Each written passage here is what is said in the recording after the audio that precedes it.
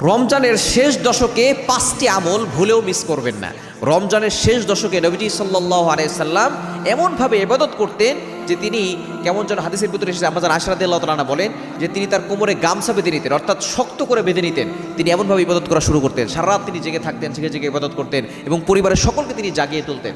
অন্যান্য সময় কিন্তু রাসূলুল্লাহ সাল্লাল্লাহু আলাইহি ওয়াসাল্লাম জাগিয়ে তুলতেন না, কিন্তু এই সময় তিনি জাগিয়ে তুলতেন যাতে করে সকলে ইবাদত করতে পারে।